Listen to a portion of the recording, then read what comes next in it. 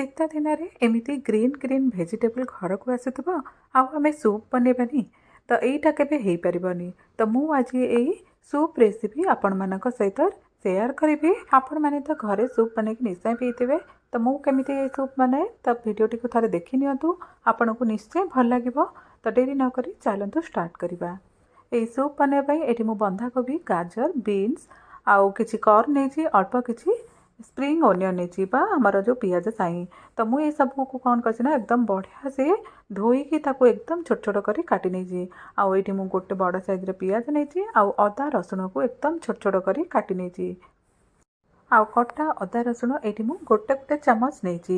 ଏବେ କ'ଣ କରିବା ନା 2 ଚାମଚ ତେଲକୁ ଆମେ ଭଲସେ ଗରମ କରିନେବା ଏ କଢ଼େଇରେ।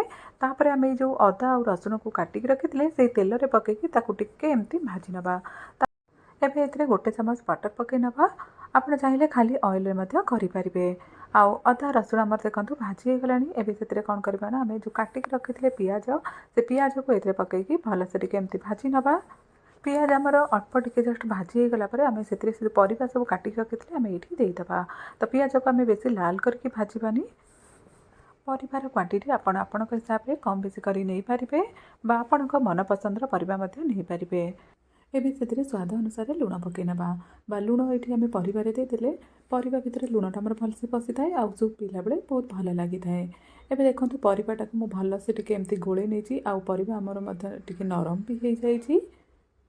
ପରିବା ଗୁଡ଼ିକୁ ଆମେ ବିଲକୁଲ ବି ବେଶୀ ସିଝେଇବାନି, ଜଷ୍ଟ ହାଲକା ଟିକେ ଭାଜି ନେବା ବା ତା'ର କଞ୍ଚା ସ୍ମେଲ୍ ଯିବା ପର୍ଯ୍ୟନ୍ତ ପରିବା ଗୁଡ଼ିକୁ ଏମିତି ଟିକେ ଭାଜିବା। ତ ପରିବା ଆମର ଟିକେ ଭାଜିଗଲା ପରେ ସେଥିରେ ଆମେ କ'ଣ କରିବା ନା ପାଣି ଦେଇଦେବା। ଏଇଠି ମୁଁ 2 ଗ୍ଲାସ୍ରୁ ଟିକେ ଅଧିକ ପାଣି ନେଇଛି। ଏବେ କ'ଣ କରିବା ନା ପୁରା ହାଇ ଫ୍ଲେମ୍ରେ ଏ ପାଣିକୁ ଭଲସେ ଟିକେ ଏମିତି ଫୁଟେଇ ନେବା। ତ ମୋର ଏ ଭିଡ଼ିଓଟି ଆପଣମାନଙ୍କୁ ଯଦି ଭଲ ଲାଗିବ ତାହେଲେ ଭିଡ଼ିଓରେ ଗୋଟେ ଲାଇକ୍ଟେ କରିଦେବେ ଆଉ ସାଙ୍ଗମାନଙ୍କ ସହିତ ସେୟାର କରିବେ। ଯଦି ଆପଣ ଚ୍ୟାନେଲରେ ନୂଆ ଅଛନ୍ତି ସବସ୍କ୍ରାଇବ୍ କରିନାହାନ୍ତି ତାହେଲେ ପ୍ଲିଜ୍ ଚ୍ୟାନେଲଟିକୁ ସବସ୍କ୍ରାଇବ୍ କରିଦେବେ। ପାଣି ଦେଲା ପରେ ମୋତେ ଏଇଠି ଟିକେ ଲୁଣ କମ୍ ଲାଗୁଥିଲା ତ ମୁଁ ଏଇଠି ଆଉ ଅଧା ଚାମଚ ଲୁଣ ଦେଉଛି ବା ସ୍ୱାଦ ଅନୁସାରେ ଆପଣ ଏଇଠି ଲୁଣ ନେଇପାରିବେ। ତ ଏବେ କ'ଣ କରିବା ନା ସେ ପାଣିକୁ ଭଲସେ ଟିକେ ଏମିତି ଫୁଟେଇ ନେବା। ତ ଏବେ ଦେଖନ୍ତୁ ପାଣିଟା ଆମର ଭଲସେ ଟିକେ ଫୁଟି ଆସିଲାଣି। ଆମେ ଏଇଠି ଆପଣ ଯଦି ଚାହିଁବେ ଏମିତି ବିନା ସସ୍ରେ ମଧ୍ୟ ସୁପ୍ ବନେଇକି ପିଇପାରିବେ, କିନ୍ତୁ ମୁଁ ଏଇଠି ମଞ୍ଚୁରିଆନ୍ର ଟିକେ ଟେଷ୍ଟ ଆଣିବା ପାଇଁ ତ ମୁଁ ଏଇଠି 2 ଚାମଚ ଟମାଟୋ କେଚପ୍କୁ ଦେଉଛି, 2 ଚାମଚ ଏଇଠି ମୁଁ ସୋୟା ସସ୍ ଦେଉଛି ଆଉ ଗୋଟେ ଚାମଚ ଏଇଠି ମୁଁ ରେଡ୍ ଚିଲି ସସ୍ ଦେଉଛି। ଆଉ ଏଇସବୁ ପକାଇ ସାରିଲା ପରେ ଭଲସେ ଟିକେ ଏମିତି ଗୋଳେଇ ନେବା। ତାପରେ ଆମେ ତାକୁ ମିଡ଼ିୟମ୍ ଫ୍ଲେମ୍ରେ ଘୋରେଇକି 1 ମିନିଟ୍ ପର୍ଯ୍ୟନ୍ତ ଏମିତି ଛାଡ଼ିଦେବା। ଆଉ 1 ମିନିଟ୍ ପରେ ଆମେ ଘୋଡ଼ଣି ବାହାର କରି ଆଉ ଟିକେ ଭଲସେ ଏମିତି ଗୋଳେଇ ନେବା। ଏବେ ଦେଖନ୍ତୁ ପରିବା ଗୁଡ଼ିକ ବହୁତ ବଢ଼ିଆ ସେ ନରମ ହେଇଯାଇଛି। ସୁପ୍ର ଟିକେ ଥିକନେସ୍ ବଢ଼ିବା ପାଇଁ ଏଇଠି ମୁଁ 2 ଛୋଟ ଚାମଚ କର୍ଣ୍ଣଫ୍ଲୋର୍ ନେଇଛି।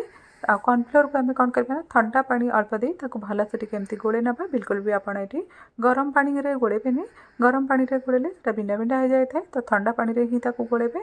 ତାପରେ ଆମେ ତାକୁ ଗୋଳେଇକି ସେ ସୁପ୍ରେ ଏଇଠି ଦେଇଦେବା। କର୍ଣ୍ଣଫ୍ଲୋର୍ ଦେଇସାରିଲା ପରେ ସେ ସୁପ୍କୁ ଆଉ ଆମେ 1ରୁ 2 ମିନିଟ୍ ପର୍ଯ୍ୟନ୍ତ ତାକୁ ଭଲସେ ଟିକେ ଏମିତି ଫୁଟେଇ ନେବା। ଏବେ ସେଥିରେ 1 ଛୋଟ ଚାମଚ ଗୋଲମରିଚର ଗୁଣ୍ଡକୁ ପକାଇବା। ବହୁତ ବଢ଼ିଆ ବାସ୍ନା ଆସିଥାଏ, ତା'ର ଟେଷ୍ଟ ମଧ୍ୟ ବହୁତ ଭଲ ଆସିଥାଏ। ସୁପ୍କୁ ଆମେ ଆଉ ଅଧିକ ଫୁଟେଇବାନି, ଅଧିକ ଫୁଟେଇଲେ କ'ଣ ହେବ ନା ଆମେ କର୍ଣ୍ଣଫ୍ଲୋର୍ ଦେଇଛନ୍ତି ତ ସୁପ୍ଟା ଆମର ଆହୁରି ଅଧିକ ବହଳିଆ ହେଇଯିବ। ତେଣୁ ଆମେ ଗ୍ୟାସ୍କୁ ବନ୍ଦ କରିଦେବା। ଶେଷରେ ଆମେ 1 ଚାମଚ ଭିନେଗାରକୁ ପକାଇ ନେବା। ଭିନେଗାର ଜାଗାରେ ଆପଣ ଲେମ୍ବୁର ରସ ନେଇପାରିବେ। ଯଦି ଆପଣ ଲେମ୍ବୁର ରସ ନେଉଛନ୍ତି ତାହେଲେ ଗ୍ୟାସ୍ ବନ୍ଦ କଲା ପରେ ଶେଷରେ ଆପଣ ପକାଇବେ।